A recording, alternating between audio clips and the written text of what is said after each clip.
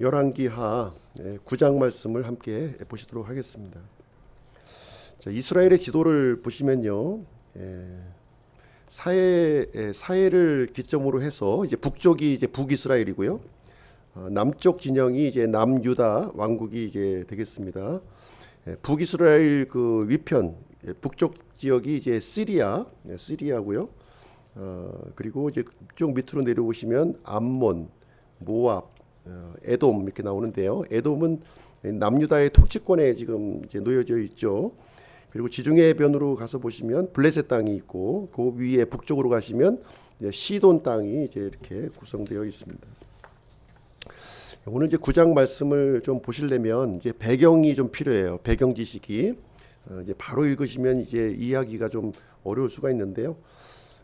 열왕기상 19장, 오늘은 열왕기하죠. 열왕기상 19장 15절 16절 말씀을 보시게 되면 엘리야 대언자에게 이제 이스라엘의 그 북이스라엘의 미래를 이제 계시해 주시는데요. 세 가지를 계시해 주시는 거예요. 세 가지. 첫 번째는 하사엘에게 기름을 부으라는 거예요. 하사엘. 그래서 시리아의 통치자가 되게 하는 거죠. 두 번째는 예후에게 기름을 부으라는 거예요. 예후. 그래서 이스라엘의 통치자로 삼겠다는 겁니다. 세 번째는 엘리사에게 기름을 부으라는 거예요. 근데 지금 이것이 다 이루어지지 않은 상태였죠. 지금 하나님께서 엘리야에게 이 말씀을 주셨을 때는 아직 아무것도 이루어지지 않았어요.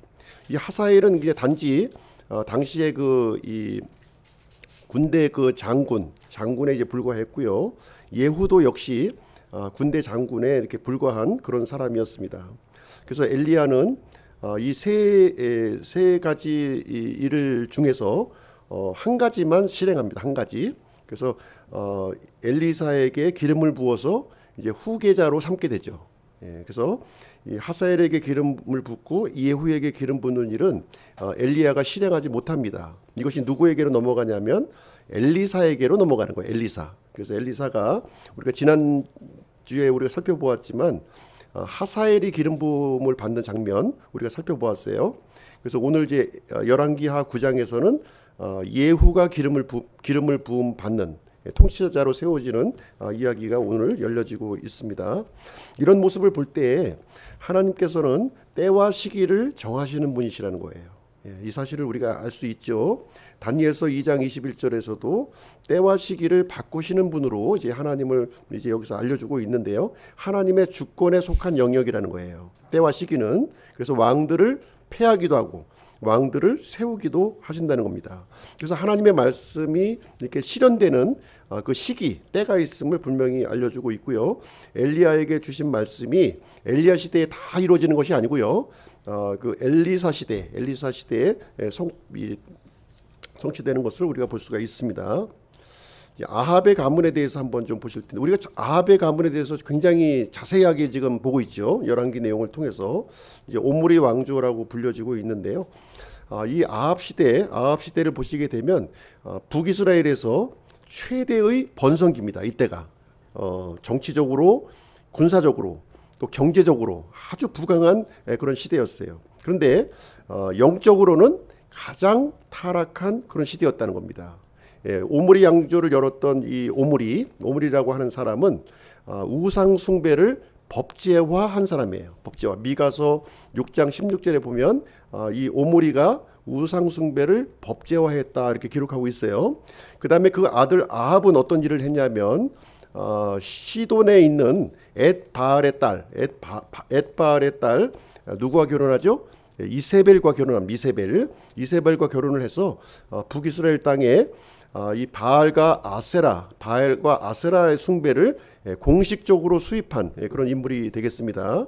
그래서 하나님께서는요, 이러한 악행을 저지른 아합을 향해서 심판을 경고하신 것이죠.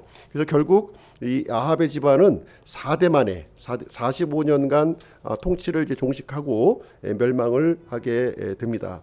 그래서 오므리 왕조는 아합, 그리고 그 아합의 아들이었던 둘째 아들이 먼저 왕이 돼요. 아하시아입니다. 그 다음에 그 뒤를 이어서 첫째 아들이 요람이 이제 왕이 이제 됩니다. 근데 하나님께서는 이 아합의 악행을 보시고서 왜 아합 시대에 심판을 하지 않으셨을까 하는 거죠. 예, 아합 시대에 심판해야지 왜 아합의 그 아들 시대에 심판을 하셨을까 하는 것입니다. 그 내용은 열왕기상 21장에 또 소개가 되고 있는데요. 아합이 회개를 했다는 거예요. 아합의 회개하는 장면이 여기에 기록이 되어 있어요. 이 말씀은 이제 어떤 이제 내용이냐면 아합이 나봇의 포도원, 나봇이 가지고 있던 이 포도원을 이렇게 탐을 내게 되죠. 예, 그것을 이제 갖고 싶어서 한 가지 이제 모략을 이제 꾸미게 되는데 거짓 증인 두 사람을 내세워서 나봇의 포도원을 불법적으로 이렇게 갈취하는 일이 기록되어 있습니다. 그때 하나님께서는 이 일을 보시고서 이제 이 아합에게 경고의 메시지를 주신 거예요. 어떤 경고를 주셨냐면 아합의 집안이 끊어질 것이다. 예. 끊어진다고 하는 경고를 주셨고요. 그리고 이세벨은 개들의 먹이가 될 것을 이렇게 말씀을 해 주신 거예요. 이 말씀을 들은 아합은 하나님 앞에 이렇게 겸비한 모습을 보입니다. 근데 여기 이제 이 아합이 회개하는 장면이 여기 이제 있는데요. 그 말씀들을 들을 때, 하나님의 그 경고의 메시지를 들었을 때 자기 옷을 찢고 굵은 배를 살에 두르며 이제 회개의 모습을 보였는데 사실 이게 진정한 회개는 아니었죠. 형식적인 회개였던 거예요.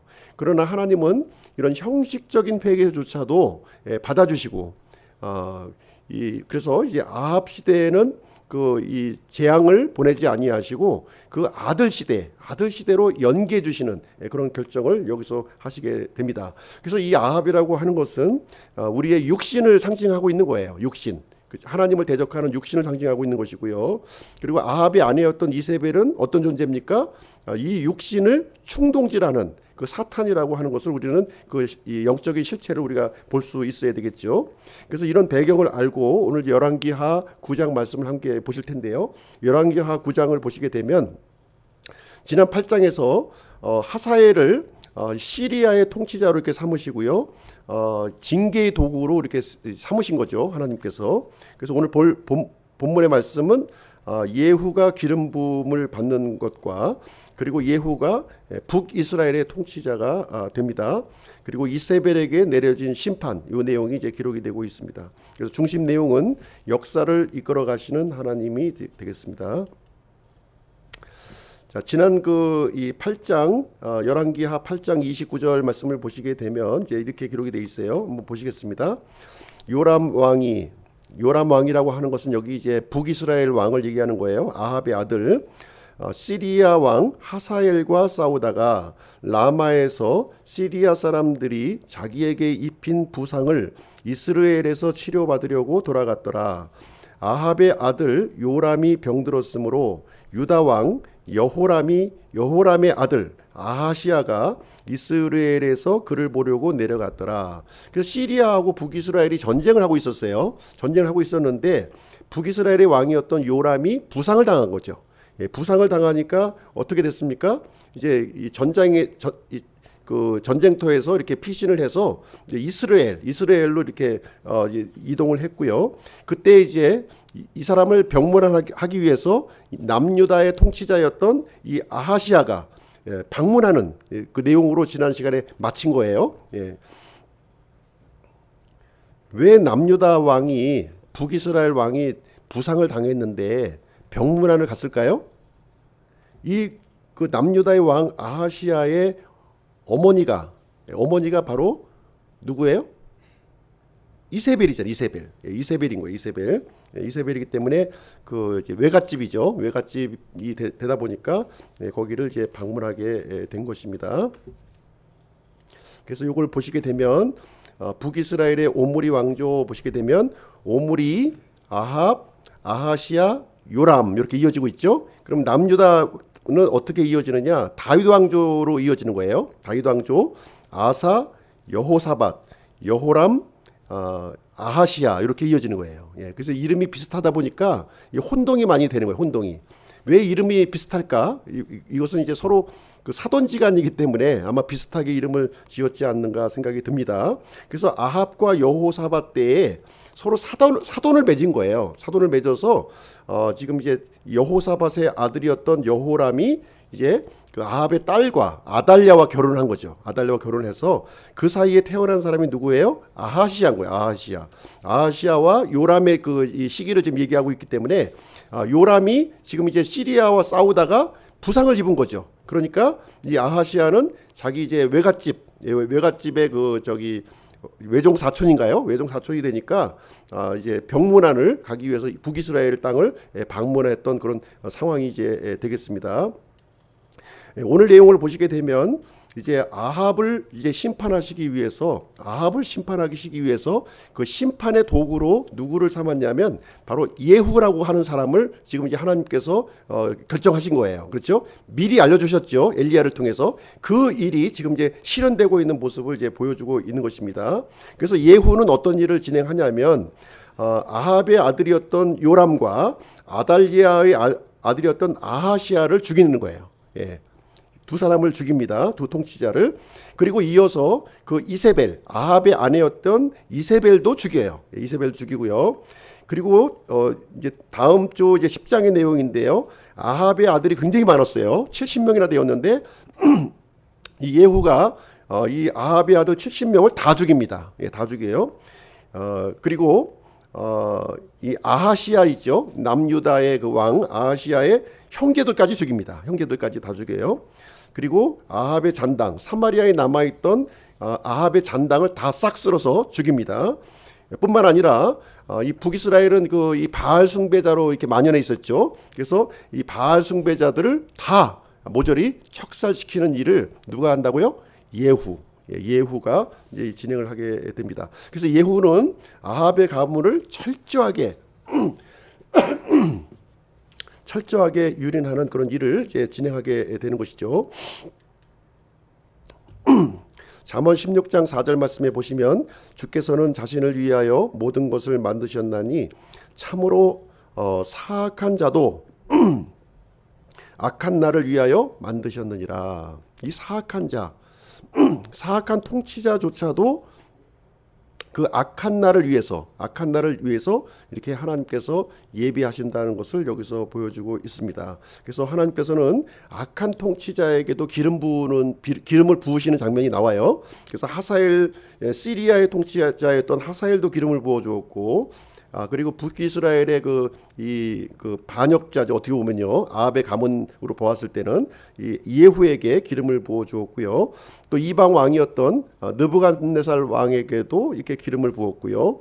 또 고레스에게도 또 기름을 부었고, 심지어 사탄도 기름 부음 받은 자죠. 사탄도 이렇게 기름 부음 받은 자입니다. 이것은 이 악한 날을 위해서 하나님의 이 큰 계획을 이렇게 수행하기 위해서 하나님께서 이런 일을 이제 하신다는 것을 우리에게 알려주고 있습니다.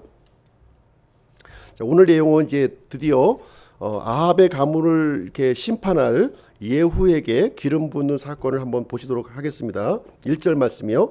대언자 엘리사가 대언자들의 아이들 중에서 한 사람을 불러 그에게 이르되 네 허리를 동이고 이 기름 상자를 손에 들고 라못 길르앗으로 가라. 예, 여기서 엘리사가 이제 그 청년 대언자 한 명에게 명령을 내립니다. 어떤 명령을 내리냐면 이 내용을 볼 때 굉장히 아주 긴급한 명령을 내리는 모습을 우리는 이제 이 본문 내용을 통해서 알 수가 있죠. 예, 허리를 동이라는 거죠. 허리를 동이고 기름 상자를 손에 들고 라못 길르앗으로 가라는 거예요. 라못 길르앗은 어디입니까? 시리아와 이스라엘 사이에 이제 전쟁을 일으키는 그 전쟁터예요. 전쟁터 한복판으로 이제 가라고 지금 명령을 내렸을 때 이 청년 대언자는 엘리사의 말에 순종해서 전쟁터로 이제 나아가는 장면이 이제 기록이 되어 있는 것이죠. 거기서 이제 해야 될 일이 뭐냐? 2절 내가 거기에 다다르거든 거기서 님시의 손자요 여호사밧의 아들인 예후를 찾아보고 이렇게 하는 거예요. 그렇죠. 그 전쟁터에 가서 예후라고 하는 인물이 성경에 보면 많이 나오죠. 많이 나오는데 예후에 대해서 할아버지 이름 또 아버지의 이름 이렇게를 같이 이렇게 해서 기록하고 있어요. 그래서 이렇게 할아버지 님시, 아버지의 이름 여호사밧, 그 아들인 예후 그 사람을 찾아서 찾아보라는 것이죠. 그래서 예후는 당시 이제 군대 대장이었던 거예요. 군대 전쟁의 이 지휘관이었던 것이죠. 네, 지휘관이었어요. 지금 이제 요람 왕이 부상으로 이제 이스라엘로 피신하고 있었던 그런 상황이었고요. 그런데 이제 이 예후가 북이스라엘의 통치자로 이렇게 기름 부음을 받는 그런 내용이 여기서 기록되고 있는 것입니다. 예후라고 하는 이름이 여호와는 한 분이시다 이런 뜻을 이제 가지고 있습니다. 그래서 아합 가문의 심판을 집행할 사람으로 선정이 이제 되었습니다. 근데 불행하게도 이 예후는요 아합의 가문을 철저하게 심판을 했는데 나중에 행적을 보시게 되면 여로보암의 길을 걸었다 이렇게 얘기를 하고 있어요. 여로보암의 길을 걸었다는 것입니다. 6절 말씀 보시겠습니다. 6절. 그래서 이제 청년 대언자가 이제 예후를 만나서 이제 기름을 붓는 내용이 이제 기록이 되어 있습니다. 어떻게 이제 기름을 붓게 되냐면 거기에 많은 이제 군대 대장들이 있었어요. 그 중에서도 아마 예후가 총사령관 정도 위치에 돼 있었던 것 같아요. 그래서 예후를 만나서 이제 기름을 붓는데 어떻게 얘기하냐면 주 이스라엘의 하나님이 이같이 말하노라 하면서 하나님의 말씀을 전하는 거예요. 그렇죠? 이 대언자들이 이제 하나님의 말씀, 준엄하신 하나님의 말씀을 전할 때 사용하는 표현이 되겠습니다. 그래서 새로운 왕으로 임명되었다고 하는 사실을 여기서 알려주게 되었고요. 북이스라엘의 10대 왕으로 세워지게 됩니다. 북이스라엘. 그래서 지금 이제 이 순간부터는 합법적인 그 왕이 누구예요? 이제 요람이 아니라 지금 예후가 이제 왕으로 선정이 되었다는 거예요. 지금 이 순간부터는 요람이 불법적인 왕이 되는 거죠. 불법적인 왕이고 합법적인 왕은 예후가 이제 차지하게 되는 것입니다. 그래서 예후에게 이제 임무를 이제 부여하는데요. 임무를 7절부터 10절까지 그 임무를 여기서 이제 이제 알려주고 있습니다. 7절. 너는 내 주인 아합의 집을 치라. 이로써 내가 내 종들 곧 대언자들의 피와 주의 모든 종들의 피에 대한 원수를 이세벨의 손에 갚으려 하노라. 그래서 여기 이제 굉장히 엄중한 내용이죠. 이거는 이제 이 말씀은 목숨 걸고 해야 되는 거예요. 지금 이제 왕을 치라는 거예요. 왕을 일개 군대 지휘관이 이제 왕을 이제 쳐서 왕권을 이제 바꾸라는 거죠. 지금 그 명령을 하나님께서 하다를 하신 거예요. 그래서 예후를 이 아합의 심판할 수 있는 징벌의 도구로 하나님께서 삼으신 것이고요. 그동안 하나님께서 참으셨던 것이 있죠. 이 대언자들의 피, 하나님의 종들을 죽였던 그 원수를 이제 하나님께서 이제 이 예후를 통해서 갚으시겠다 하는 말씀이 되겠고요. 그 모든 일을 충동질했던 그 배후의 존재 누굽니까?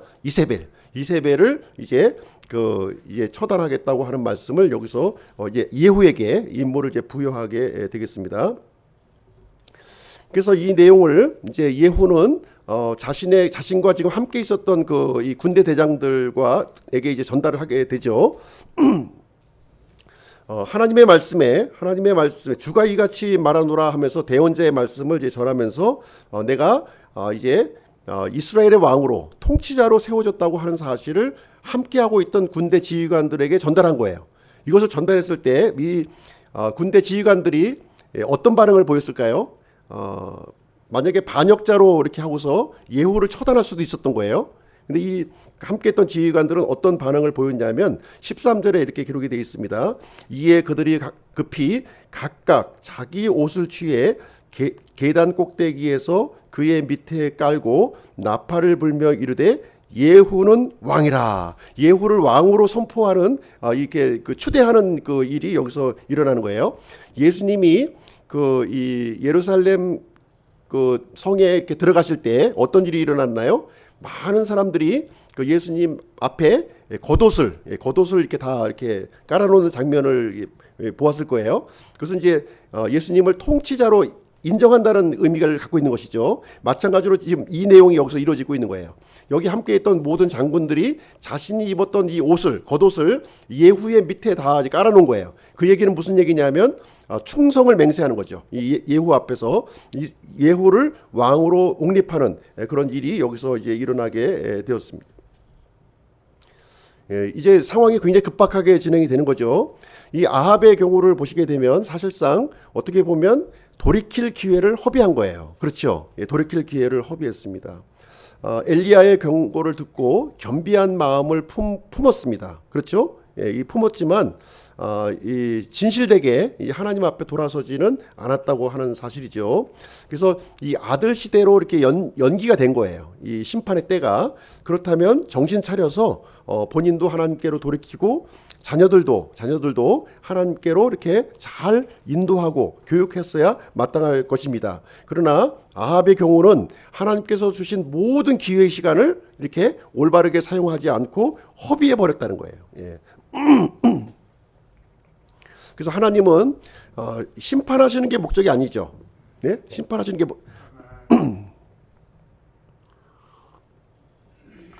심판하시는 게 목적이 죄송합니다. 심판하시는 게 목적이 아닙니다. 죄인이라 할지라도 이렇게 아합과 같이 아주 사악한 죄인이라 할지라도 회개하고 돌아오기를 원하시는 거예요. 하나님 입장에서는 참으시고 또 참으시고 회개할 기회를 주셨는데 그럼에도 불구하고 아합은 스스로 멸망의 길을 여기서 이제 자초했다는 것을 우리가 볼 수가 있습니다. 그래서 하나님께서 주신 이 기회를 낭비하는 것은 참으로 어리석은 일이죠. 그렇죠? 자, 이제 드디어 예후가 북이스라엘의 이 통치자가 되는데요. 예. 그래서 이제 요람, 이제 자신이 섬기던 주인이었죠. 주인인 요람을 대적하여 이제 이 음모를 이제 이렇게 꾸미게 됩니다. 그래서 하나님의 심판이 이제 좀 더 구체적으로 이렇게 진행되는 모습을 우리는 이제 볼 수가 있습니다. 지금 요람은 어디 있습니까? 전쟁터를 떠나서 이스라엘 그 궁전에 머물고 있는 상황이 이제 되겠고요. 지금 모든 군부는 누구 손에 들어와 있어요? 예후의 손에 이제 지금 들어와 있는 거예요. 그래서 예후는 지금 이 일을 엄중한 일이기 때문에 이제 비밀에 이제 붙여서 이 요람을 제거할 그런 이제 기회를 이제 찾고 있는 그런 상황인데 아주 최적의 지금 시기에 지금 이 일이 이제 심도 있게 진행되고 있습니다. 여기 보시면 16절 이에 예후가 병거를 타고 이스라엘로 가니 이는 요람이 거기에 누워 있었기 때문이더라. 유다 왕 아하시아가 요람을 보려고 내려왔더라. 여기 보시면요, 예후가 이제 그 군사들을 이끌고 요람이 이제 누워 있는 그 이스라엘로 진격을 하는 거예요. 진격을 하고 있는 상황에서 지금 이제 이스라엘의 상황을 이제 여기서 또 설명해주고 있는데 요람이 있었고 그 다음에 유다 왕 아하시아도 함께 병문안이 왔기 때문에 함께 여기 이제 있었던 것이 되겠습니다. 그래서 여기 보시게 되면 이제 세 명의 통치자가 이제 한 자리에 모여 있는 거예요. 공교롭게. 그래서 이스라엘 왕이었던 요람은 이제 죽임을 당해서 어디로 가게 되냐면 나봇의 포도원 거기에 이제 버려지게 됩니다. 그리고 유다 왕 아하시아는 어떻게 됩니까? 이 아하시아는 또 죽임을 당해요. 도망치다 죽임을 당해서 다윗의 도시에 이렇게 묻히는 일이 이제 발생이 되고요. 그래서 예후는 두 명의 왕을 이제 처단을 하게 됩니다. 요람의 죽음을 한번 보실게요. 요람이 어떻게 죽는지. 요람의 죽음은 24절에 기록이 되어 있습니다. 예후가 힘을 다하여 활을 당겨 여호람의 두 팔 사이를 쏘매 화살이 그의 심장을 꿰뚫어 그가 병거에서 쓰러지므로 예후가 쏘았던 화살에 의해서 심장이 관통되어서 이제 죽었다 이렇게 기록이 되어 있는 것이죠. 아합은 어떻게 죽었나요? 아합은 어떤 사람이 우연히 쏜 화살, 우연히 화살을 쏘았는데 그 화살이 어디에 맞았나요? 이 갑옷 이음매 사이, 그 사이를 뚫고 비집고 들어와서 아합이 이제 죽었죠. 그렇죠? 이 공교롭게도 화살로 다 죽임을 이제 당하게 되었고요. 요람의 죽음을 통해서 이제 아합의 왕조가 끊어지는 이야기가 여기서 기록이 되어 있는 것입니다. 뿐만 아니라 이제 병문안 왔던 무슨 죄일까요? 이 아하시아는 아하시아도 여기 죽었는데 아하시아가 죽는 것도 하나님의 뜻이었다는 거예요. 우연히 일어난 것이 아니라는 것이죠. 이것이 여기에 보시게 되면 이 아합이 아하시아가 무기토까지 도망하여 거기서 죽었다는 거예요. 무기토는 아마도 이제 그 남유다로 가는 그런 길이었겠죠. 그 길을 따라서 도망하다가 거기서 죽었다는 것입니다. 그래서 이 아하시아가 이게 죽게 된 것은요. 아하시아가 죽게 된 것은 요람과 이 그 악한 결탁을 하고 있었다는 것을 보여주고 있는 거예요. 그렇죠? 단순히 선한 뜻으로 이렇게 병문안에 간 것이 아니라 평소부터 악한 사귐을 가지고 있었다는 것을 여기서 볼 수가 있는 것이고요.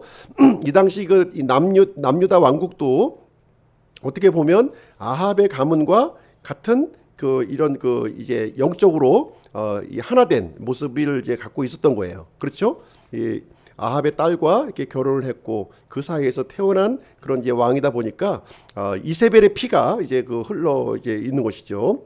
그래서 이 악인의 길이라고 하는 것은 이게 겉으로 볼 때는 이렇게 잘 나가고 형통한 것처럼 보여요. 그러나 그 끝은 멸망이라고 하는 사실을 여기서 분명하게 보여주고 있습니다.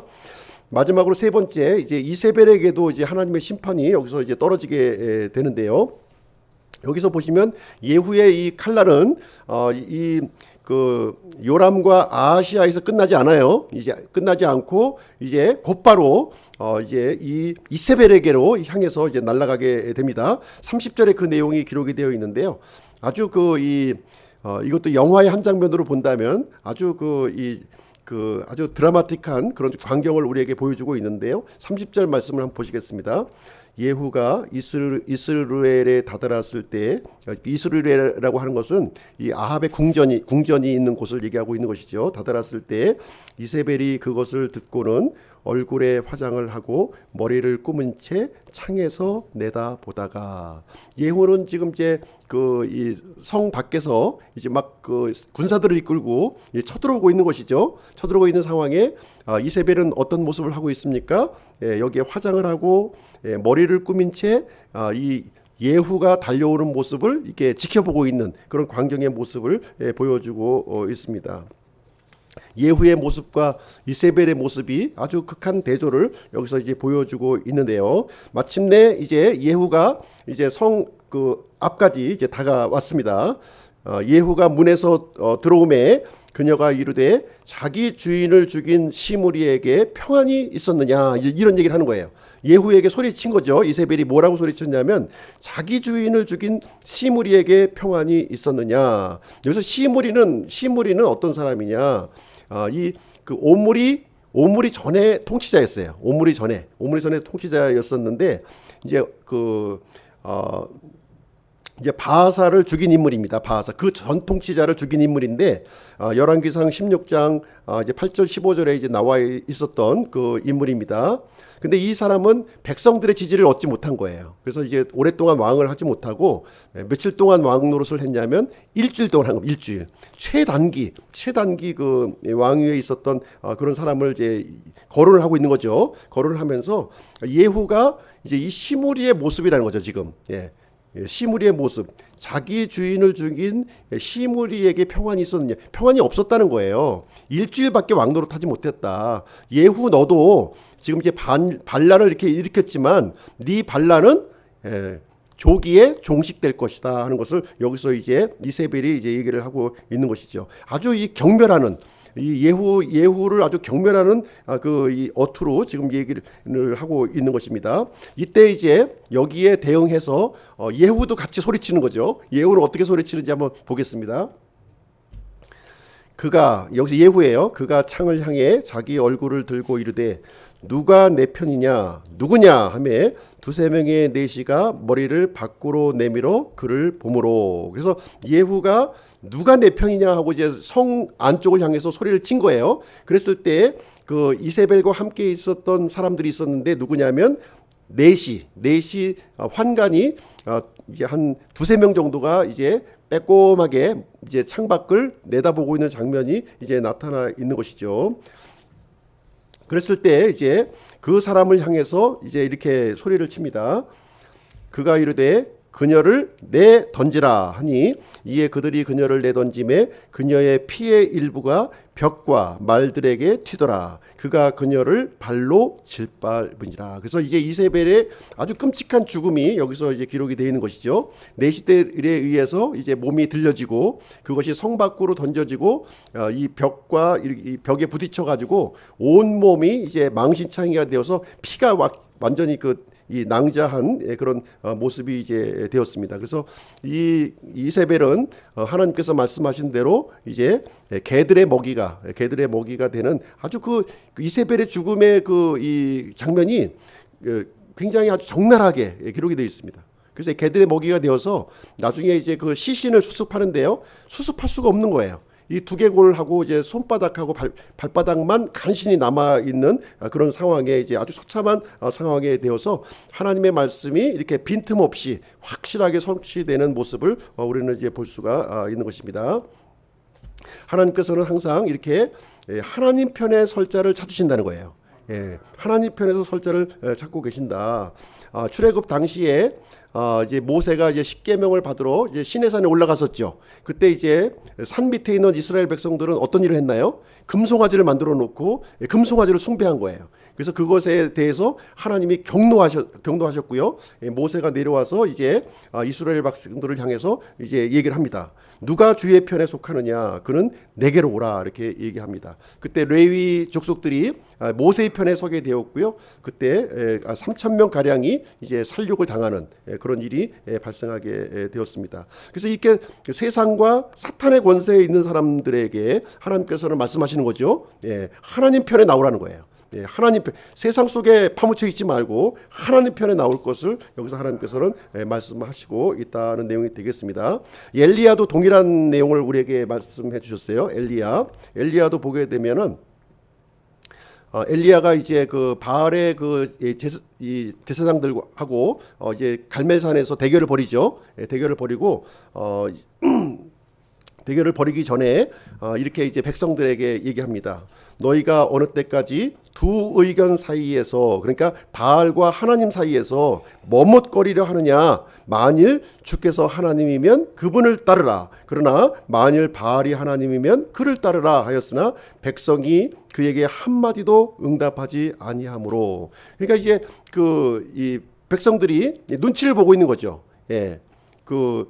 하나님을 선택할 것이냐, 바알을 선택할 것이냐 하는 사이에서 이렇게 머뭇 이 눈치를 보고 있는 모습을 보여주고 있습니다. 그래서 우리 사람들에게 이 사탄도 외치고 있고요.